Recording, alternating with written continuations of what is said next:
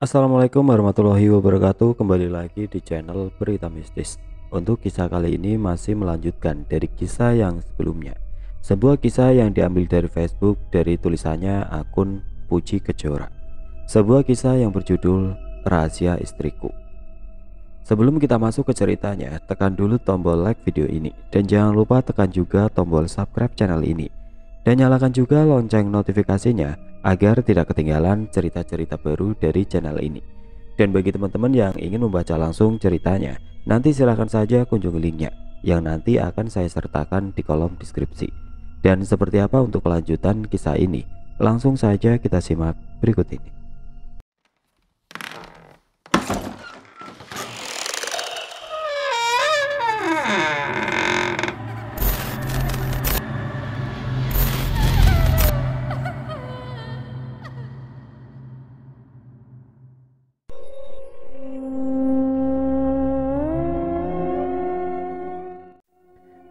Rima baru saja datang entah dari mana. Kalau hanya dari warung yang ada di ujung kampung, pastilah tidak sampai tengah hari dia baru pulang. Dari mana kamu? Aku menelisiknya yang baru saja masuk ke dalam rumah. Ia sedikit gugup. Aku bangkit dan meraih tangannya lalu menyeretnya ke belakang rumah. Mau kemana bang? Ujarnya sambil berusaha melepas tangannya. Ikut saja. Aku terus menyeretnya hingga sampai di dekat sumur. Rima menyertakan tanganku sampai terlepas. Apa-apaan sih bang? Ia berdiri terpaku menatap ke arahku. Sesekali ia menatap ke belakang rumah Pak Cipto yang sudah penuh dengan warga yang penasaran dengan jasad yang aku temukan. Ada apa ini? Aku hanya ingin penjelasan darimu. Penjelasan?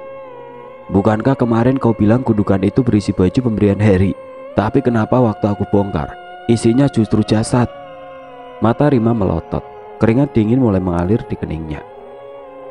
Mana aku tahu jika gundukan itu berisi jasad?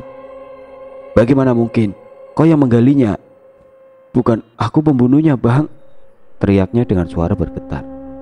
Siapa yang bilang kalau kau yang membunuh jasad itu? Rima kembali tergagap. Ia salah tingkah. Saat ia berusaha kembali masuk ke rumah, aku mencekal tangannya. Ada apa lagi bang? Aku mau melihat Rani. Kutatap lekat mata Rima. Namun secepat kilat ia mengalihkan pandangannya. Kulepaskan tangannya dan ia langsung berlari ke dalam kamar. Aku yakin Rima menyembunyikan sesuatu dariku. Pertama hoodie, lalu kapak, sekarang jasad. Apakah semua ini ada hubungannya dengan Rima?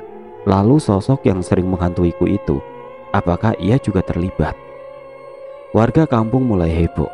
Mereka menerka-nerka jasad siapakah yang terkubur di sana. Begitu juga denganku. Jasad siapakah itu? Jika dilihat dari warga, tidak ada warga yang kehilangan saudara, kerabat, atau anak dan orang tuanya.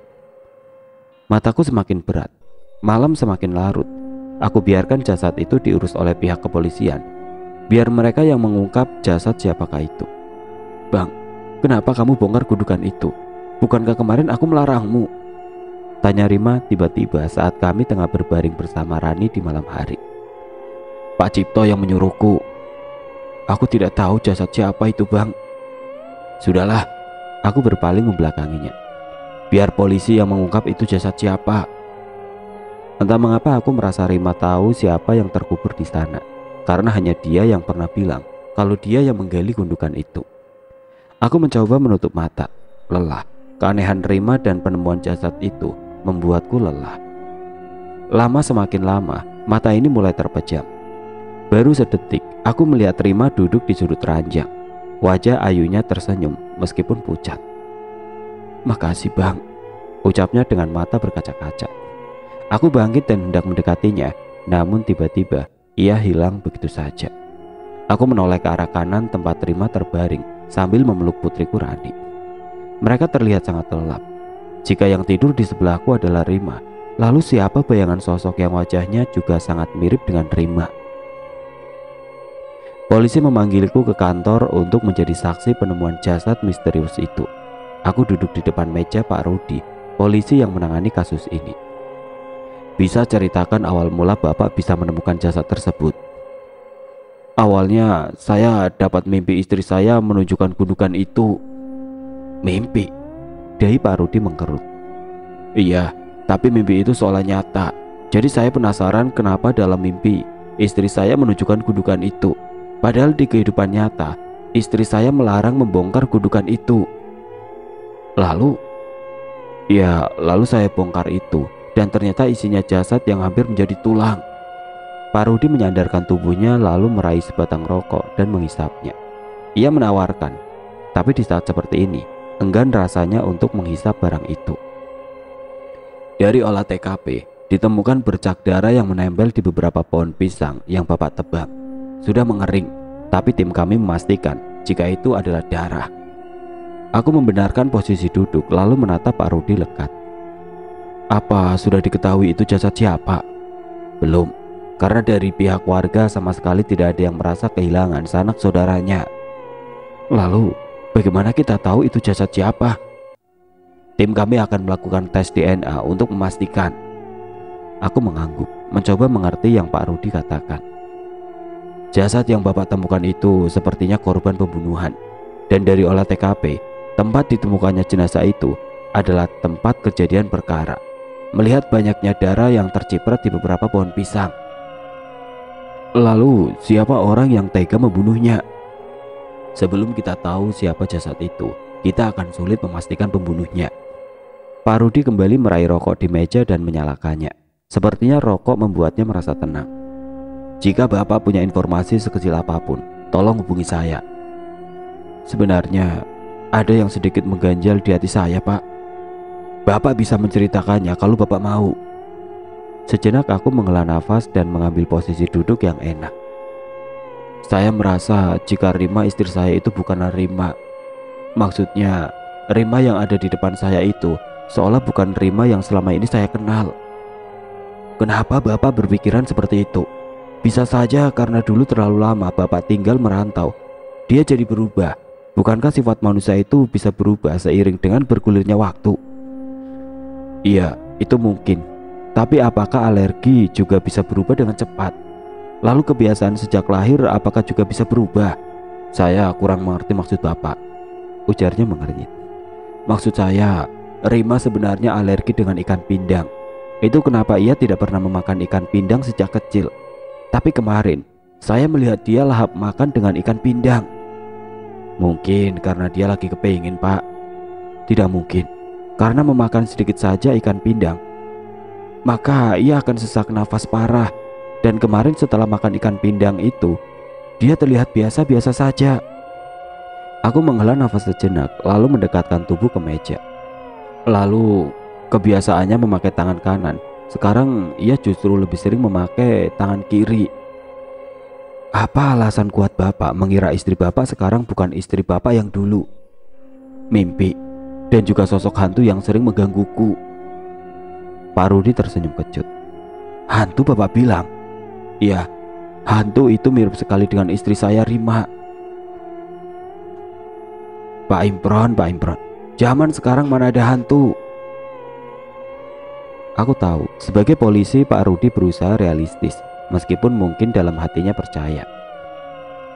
Begini saja Pak, daripada Bapak penasaran dan menuduh istri Bapak tidak-tidak, bagaimana kalau Bapak lakukan tes DNA saja? Tes DNA? Ya, untuk memastikan saja. Benar juga kata Pak Rudi. Dengan begitu aku bisa tahu yang sebenarnya. Setelah menjawab beberapa pertanyaan Pak Rudi, ia mengizinkanku untuk pulang. Sesekali ia menepuk pundakku pelan untuk memberiku dukungan moral. Setibanya di rumah, aku tidak menemukan Rima di kamar. Hanya ada Rani sendirian tengah terlelap. Sebelum keluar dari kamar untuk mencari Rima, aku melihat sisir yang sering ia gunakan. Ini kesempatanku untuk melihat apakah ada helai rambut tertinggal di sana. Syukurlah, ada beberapa helai rambut yang tertinggal. Dan dengan hati-hati aku pindahkan helai rambut tadi ke dalam kantong plastik kecil pemberian Pak Rudi. Tidak lupa aku potong sedikit rambut putriku sebagai pembanding nantinya. Bang, makan dulu, ucap Rima tiba-tiba. Entah sejak kapan dia sudah berdiri di samping ranjang tempatku berbaring. Aku bangkit dan melihat Rima menimang bayi kami. Ia terlihat begitu menyayangi Rani. Sesekali Rima terlihat mencium dan mencubit gemas pipi Rani. Maafkan ibu ya nak. Aku yang baru saja hendak turun dari ranjang terdiam mendengar kata-kata aneh dari mulut Rima itu. Kenapa ia meminta maaf pada anakku? Penasaran, aku menoleh ke arah Rima yang sedang menimang Rani. Mataku terbelalak kala melihat sosok hantu yang selama ini menerorku. Siapa kau? Sosok itu menoleh ke arahku sambil tersenyum. Matanya yang dulu hanya hitam legam kini berubah seperti mata manusia biasa, dan mata itu berkaca-kaca. Siapa kau? Kenapa kau mengganggu keluargaku? Akhirnya aku beranikan diri untuk berbicara. Setidaknya aku harus tahu siapa sosok itu.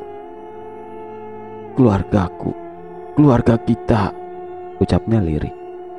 Keluarga kita? Apa maksudnya ini? Kenapa ia menyebut keluargaku dan keluarga kita?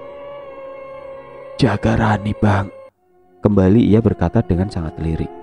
Sosok itu meletakkan Rani kembali ke ranjang. Saat aku meraih tubuh Rani untuk aku peluk, tiba-tiba sosok itu melayang dan menembus atap rumah. Ah! Terdengar teriakan dari arah sumur. Aku kembali meletakkan Rani dan berlari ke sana. Rupanya Rima terduduk di depan bilik sumur sembari memegang tangan kirinya yang berlumuran darah. Rima! Perempuan itu menoleh ke arahku sambil terus memegangi pergelangan tangannya. Kau kenapa? Aku panik melihat darah yang mengucur deras dari tangan Rima yang ternyata terdapat luka menganga. Anu, itu. Ayo cepat berdiri. Aku memapahnya untuk bangkit dan membawanya masuk ke dalam rumah. Segera aku balut luka itu dengan kain bersih dan menyuruh Rima menekannya agar darah tidak terus keluar. Ah, sakit, Bang, ujarnya saat aku basuh lukanya dengan air hangat. Tahan ya. Ah, teriak Rima lagi. Kau kenapa bisa seperti ini, Dek? Baru saja Rima hendak bicara, tiba-tiba Rani menangis sangat keras. Ada apa dengan bayiku? Apa yang terjadi dengannya? Aku terbangun di tempat yang asing, seperti perbukitan dengan pohon rindang di puncaknya. Perlahan aku mulai bangkit dan berjalan. Menyibak beberapa belukar yang mulai tinggi. Pelan-pelan aku melihat pohon rindang tadi mulai dekat. Di bawah pohon rindang duduklah dua orang gadis yang memiliki wajah sangat mirip. Hanya saja satunya berambut pendek sebahu dan satunya lagi berambut panjang sepinggang. Mereka sama-sama membaca buku. Gadis berambut panjang berulang kali membenarkan letak kacamatanya yang ia pakai untuk membaca sebuah buku, sepertinya itu novel. Dan gadis satunya sibuk tertawa sambil sesekali menepuk bukunya yang penuh dengan gambar. Tidak lama sepasang pria dan wanita datang dari arah belakang. Mereka menggandeng anak kembar itu dengan sedikit sentakan. Anak kembar itu berontak dan saling berpegangan tangan agar mereka tidak terpisah. Seorang pria menarik anak wanita berambut pendek dan seorang wanita menarik anak yang berambut panjang. Ayo Rima, ucap wanita itu. Ayo Rina, ucap si pria. Mereka saling tarik-menarik hingga tangan Rima dan Rina saling terlepas. Dan pria serta wanita itu menarik masing-masing anak ke arah yang berbeda.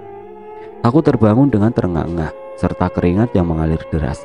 Ada suatu getaran yang aku rasakan di dada, seolah apa yang aku impikan tadi adalah hal yang nyata. Apakah mungkin istriku memiliki saudara kembar? Aku bangkit tergesa keluar kamar dan melihat Rima sedang menimang bayi kami. Sudah bangun, Bang? Iya. Aku lalu berjalan ke dapur dan menegak segelas air putih hingga habis. Kulirik kembali Rima. Apakah Rima adalah Rina? Kalau benar, di manakah Rima? Hasil tes DNA istri dan anak bapak adalah 99%. DNA Rima dan Rani sama, ucap Pak Rudi. Itu artinya yang bersama dengan kami selama ini benar Rima. Pak Rudi menyandarkan tubuhnya ke belakang. Ia meraih satu lagi amplop coklat dan meletakkannya di meja. Hasil DNA dari jasad yang ditemukan itu juga sama dengan DNA Rima. Aku membenarkan posisi duduk dan memandang lekat Pak Rudi. Maksudnya, apa maksud dari semua ini? Jujur aku bingung, apalagi aku hanyalah orang awam dengan semua ini. Itu artinya mungkin istri Anda memiliki kembaran, dan kembarannya itulah yang sudah menjadi jasad. Tiba-tiba tubuhku bergetar. Berarti benar, istriku punya kembaran. Tapi kenapa selama ini aku sama sekali tidak mengetahuinya? Dan kenapa juga Rima merahasiakan ini? Dan setelah kami lakukan otopsi jasad yang Bapak temukan itu, meninggal karena dibunuh dengan menggunakan senjata tajam yang besar dan keras. Kapak, ucapku tiba-tiba. Aku dan Pak Rudi saling berpandangan. Tampak sekali Pak Rudi mulai mencurigaiku. Bagaimana Bapak tahu kalau itu kapak? Saya melihatnya di mimpi. Rima dibantai oleh sosok hitam berhoodie dengan kapak. Pak Rudi memincing tidak percaya. Lalu aku bangkit dan bergegas keluar ruangan Pak Rudi. Aku harus mencari tahu siapa yang ada di rumahku. Hanya dengan itulah aku bisa memastikan dia istriku atau bukan. Sesampainya di rumah, aku mengemasi pakaian ke dalam koper. Kau mau kemana bang? Mau ke kota lagi? Tanyanya penasaran. Iya, jawabku tanpa menoleh. Rima meletakkan Rani di ranjang lalu meraih tanganku. Jangan tinggalkan kami lagi bang. Aku menatap matanya, tapi entah kenapa aku merasa tatapan mata itu aneh. Abang harus ke kota. Abang terlanjur janji sama teman abang. Janji apa? Janji. Abang bohong kan? Rima menatap mataku lekat. Bibir ini rasanya keluh, tidak sanggup berbohong. Aku mengalihkan pandangan kembali ke koper. Rima tidak boleh tahu jika aku ke kota karena ingin menyelidiki dirinya. Aku mengenal Rima di kota. Waktu itu ibunya masih hidup. Dia gadis manja dan juga kaya. Namun setelah kami menikah, ibunya wafat. Seluruh kekayaan jatuh di tangan Rima. Akan tetapi, semua itu sirna dalam sekejap. Kebakaran hebat melalap rumah yang juga aku jadikan tempat usaha. Semua habis. Tabungan yang ada aku gunakan untuk membayar gaji beberapa karyawan dan juga ganti rugi pada tetangga yang rumahnya ikut terbakar. Abang bohong kan? Lagi-lagi Rima mempertanyakan kepergianku. Sekarang aku harus bilang apa? Segera aku tutup koper dan meletakkannya di lantai. Aku masih berdiri membelakangi Rima. Kau mau mencurigaiku kan bang? Ucapku lirik. Tanganku yang tadi sibuk melipat baju yang berserak seketika berhenti. Kau hendak menyelidiki siapa aku, ya kan? Apa? Belum usai bicara, sebuah pukulan keras mendarat di tengkuku dan kepala bagian belakangku. Seketika aku terjatuh dan samar-samar aku melihat Rima berdiri di ujung kakiku dengan balok kayu di tangan kanannya. Apa yang kau? Rima mengangkat balok kayunya tinggi-tinggi dan kembali menghantamkannya di kepalaku. Seketika semua gelap. Aku terbangun dengan tangan dan kaki terikat di sebuah kursi kayu. Tapi di mana ini? Aku tidak tahu. Ini tempat yang asing buatku. Aku berada di sebuah ruangan yang hanya seluas 2 kali 2 meter. Atapnya terbuat dari seng, di mana ada lubang di beberapa tempat yang membuat sinar matahari bisa masuk. Tidak ada lampu, tidak ada jendela. Hanya ada satu pintu dari triplek di depanku. Aku mencoba berteriak, tapi suaraku sama sekali tidak bisa keluar. Aku coba melepaskan ikatan di tanganku dan ternyata sulit. Ikatannya terlalu kencang. Sebenarnya di mana aku? Dan kenapa Rima melakukan ini padaku? Apa yang sebenarnya sedang terjadi? Ketika pikiranku berkecamuk, sebuah suara membuatku terperajat. Perlahan pintu di depanku bergerak. Sebuah tangan lentik terlihat mendorong pintu perlahan. Ya, itu Rima. Saya terima nikah dan kawinnya Rima Prameswari binti Suratman dengan mas kawin tersebut tunai. Sah. Alhamdulillah. Aku menyaksikan pernikahan saudari kembarku Rina bersama dengan orang yang aku cintai dari balik tirai penghias pelaminan. Bagiku, cinta saja mana cukup. Aku tidak butuh cinta. Yang aku butuh hanyalah kebebasan. Setelah ayah dan ibu berpisah, aku tidak pernah lagi mendapatkan kebebasan. Kemana-mana pasti ada pengawal yang menjagaku. Aku terkekang. Mungkin bagi ibu, apa yang dilakukannya demi melindungiku. Tapi bagiku, itu sebuah penyiksaan. Hak hidup bebasku terenggut. Jangankan bermain dengan teman-teman, keluar rumah saja ada puluhan mata mengawasiku. Lelah, tentu saja. Aku sangat lelah. Tapi aku bisa apa?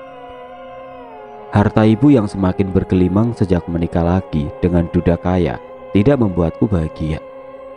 Rima, bapak sakit, ucap Rina sembari menunduk. Rina tiba-tiba datang membawa kabar jika bapak sakit keras. Kami sengaja bertemu di sebuah kafe yang jauh dari rumah. Tahu dari mana kalau aku dan ibu ada di kota ini? Sebenarnya aku tahu sudah lama. Bahkan aku mencoba untuk menemuimu, tapi para penjaga itu selalu melarang. Oh, Lagi pula kita saudara kembar. Jadi aku bisa merasakanmu ada di kota ini. Aku menyeruput jus melon favoritku sambil terus memandang Rina.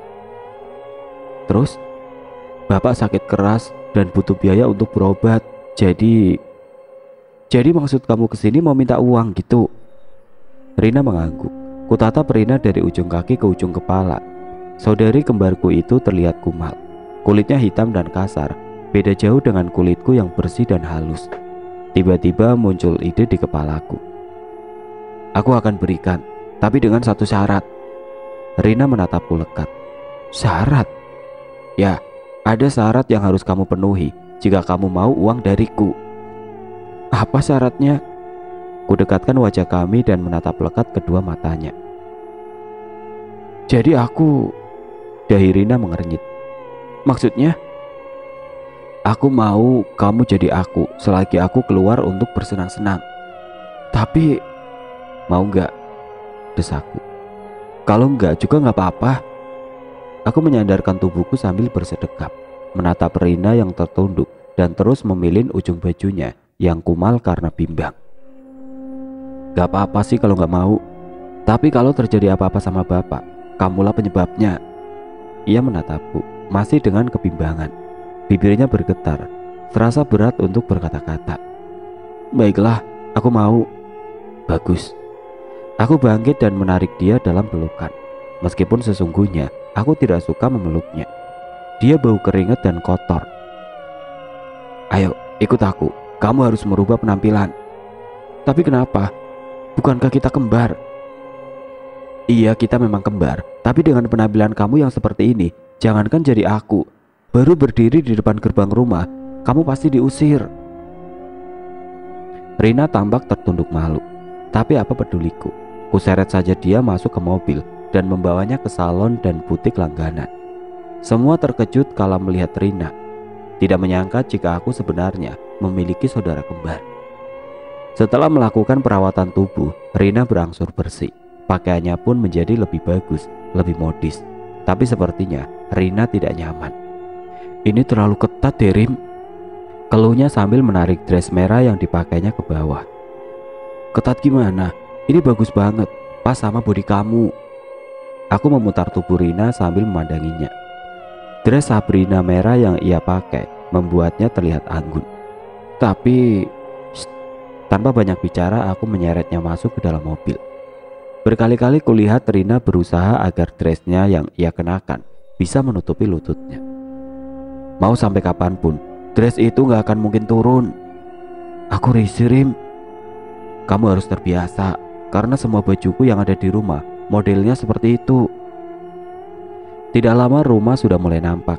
Sengaja aku memakai jaket hoodie dan memakai kacamata agar tidak ada yang tahu jika kami bertukar tempat.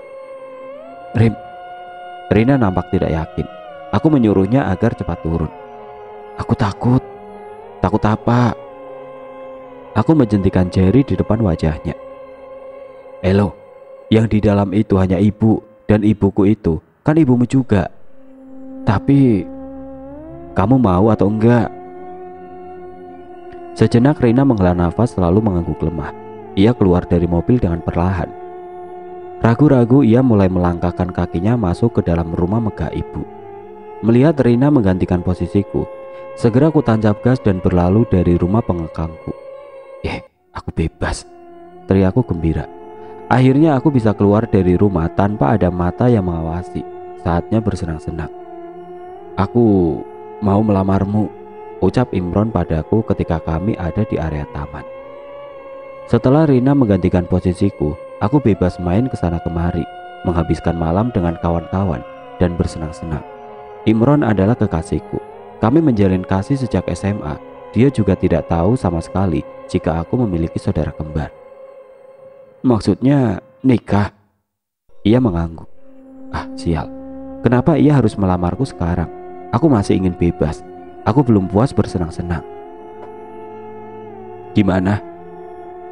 Gimana ya? Aku harus putar otak mencari alasan. Tapi alasan tidak siap aku sudah pernah memakainya. Alasan terkendara restu bapak tiriku itu tidak mungkin. Jangan-jangan kamu memang gak serius dengan hubungan kita? Bukan begitu. Hanya saja aku... Rina, ya, dialah jalan keluarku satu-satunya saat ini. Bukankah kami sangat mirip? Aku yakin Mas Imron tidak akan curiga. Baiklah, aku akan mempersiapkan semua untuk kedatanganmu melamarku. Imron tersenyum puas. Aku juga. Akan tetapi bukan karena aku akan menikah dengannya, melainkan karena aku akan segera bebas. Setelah Imron menyatakan keinginannya, ia hendak mengantarkan aku pulang. Namun aku segera menolak. Tidak akan baik jadinya jika ia tahu aku mempunyai saudara kembar. Semua rencanaku bisa buyar. Imron pergi dari taman dan aku segera menelpon Rina dan menyuruhnya datang ke kafe tempat biasa kami bertemu. Apa? Begitulah reaksi Rina saat aku mengatakan rencana yang aku susun. Biasa aja kali, ujarku tersenyum. Enggak, kali ini aku enggak mau. Sudah cukup aku berpura-pura menjadi kamu, sentaknya sambil berdiri. Oke silakan, tapi akan kupastikan Bapak enggak akan selamat. Mata Rina melotot tidak percaya. Dia mungkin belum tahu jika aku memiliki keinginan. Tidak ada satupun yang bisa mencegah. Kamu keterlaluan Rima, ujarnya lirih. Aku hanya tersenyum sinis menanggapi ucapannya. Tidak aku pungkiri selama hidup terkekang, semua keinginanku terpenuhi. Apapun yang aku inginkan selalu dituruti oleh ibu. Jadi sekarang apapun yang aku inginkan harus aku dapatkan. Tidak boleh tidak. Terserah kamu, nyawa Bapak ada di tanganmu. Rina menunduk lesu. Baunya luruh dan ia terduduk kembali di kursinya. Gimana? Tanyaku memastikan. Rina menatapku. Kali ini air mata mengalir di pipinya. Aku peduli amat. Baiklah, ini yang terakhir kali aku menuruti kemauanmu. Itu pun karena Bapak. Aku tersenyum penuh kemenangan. Rencanaku berhasil. Aku gak perlu repot-repot menikah dan kembali hidup terkekang. Kembali ke cerita dari sudut pandang Imron. Aku berpura-pura masih pingsan ketika sosok pemilik tangan mendorong pintu hingga terbuka. Perempuan yang mirip Rima itu membawa baki berisi piring dan gelas yang penuh dengan makanan dan minuman. Makan dulu bang, ujarnya lirih. Ia menepuk-nepuk pipiku pelan. Terpaksa aku membuka mata. Rupanya dia juga membawa Rani putriku. Perempuan itu duduk di kursi kayu yang ada di depanku dan meletakkan baki di kursi lainnya. Rima, kenapa kamu melakukan ini? Kenapa kamu mengikatku? Jangan banyak bicara bang, makanlah dulu, nanti abang sakit, ucapnya sambil mencoba menyodorkan nasi di piring. Enggak. Aku memalingkan muka saat ia menyendokkan nasi ke depan mulutku. Ayolah bang, aku gak mau terjadi apa-apa sama kamu bang. Aku gak akan makan apapun Rima. Bayi Rani menggeliat dan mulai menangis.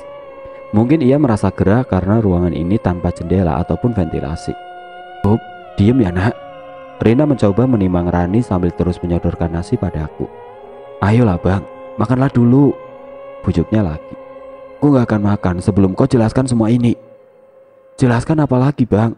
Aku Rima, istrimu. Rima meletakkan sendoknya di atas piring sambil menatapku lekat. Aku ini istrimu bang. Kalau kau memang istriku, kenapa kau mengikatku seperti ini? Aku hanya tidak ingin kehilangan kamu bang. Kehilangan? Aku mengernyit. Kau takut kehilanganku atau takut terbongkar identitasmu? Aku takut kehilanganmu bang. Kau itu kan suamiku. Wajar aku merasa seperti itu. Bohong. Kau bukan tidak ingin kehilanganku, tapi kau takut rahasiamu terbongkar. Rahasia apa sih bang? Aku sama sekali gak pernah merahasiakan apapun darimu. Oh ya? Lalu bagaimana dengan Rina? Apa kau mengenal Rina? Seketika Rima melotot lalu bangkit. Bayi Rani juga tiba-tiba menangis keras. Wanita itu bangkit dan menuju keluar. Jawab pertanyaanku Rima, jawab. Apa yang harus dijawab? Apa? Aku ini istrimu dan kau suamiku. Rani, Rina, atau siapapun, tidak ada yang boleh memilikimu selain aku. Kau gila Rima. Kau yang membuatku jadi gila bang. Kau. Rima segera melangkahkan kakinya keluar seolah ia tidak ingin membicarakan hal lain lagi. Tunggu Rima, lepaskan aku, teriakku lagi. Rima hanya menoleh sebentar lalu keluar dan menutup kembali pintunya. meninggalkan aku dalam kegelapan dengan tubuh terikat. "Ayo bang, makan dulu," bujuknya lagi. Aku masih diam dan merapatkan mulut. Ini hari ketiga aku dikurung di tempat yang tidak kutahui di mana. Pagi, siang, sore dan malam nampak sama buatku, gelap.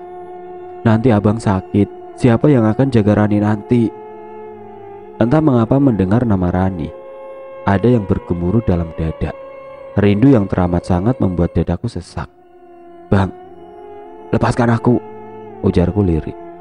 "Makan dulu bang, lepaskan aku." Aku berteriak sekencang mungkin, membuat Rima terperajat dan sedikit memundurkan tubuhnya. Aku menggerak-gerakkan tubuh sampai kursi tempatku diikat itu bergoyang. "Lepaskan aku Rima," teriakku lagi. "Enggak." Ia bangkit dan dengan cepat keluar dari ruangan dan menutup kembali pintunya. Kembali hanya gelap yang terlihat di mata. Krak. Pintu terbuka. Entah sudah berapa hari aku di sini. Gelap yang selalu mendominasi membuatku susah membedakan siang dan malam. Astagfirullah. Sebuah suara lelaki berat membuatku sedikit mendongak. Lelaki parubaya dengan kaos oblong coklat dan celana pendek hitam. Ia menenteng cangkul di bahunya. "Tolong," ucapku lirih. Pria itu segera mendekat dan melepas semua ikatan di tangan dan kakiku. Badanku rasanya sudah lemas. Bahkan ketika lelaki itu memapah berdiri, aku justru terjatuh. Akan tetapi lelaki itu terus memapahku keluar. Aku terseok mengikuti setiap langkahnya. Namun tubuhku semakin tidak kuat. Lama-lama pandanganku mulai kabur. Dan dalam sekejap semua menjadi gelap.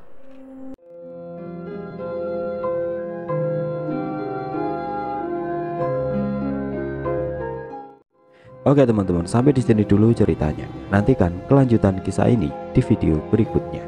Agar tidak ketinggalan, klik tombol subscribe channel ini dan nyalakan lonceng notifikasinya. Wassalamualaikum warahmatullahi wabarakatuh.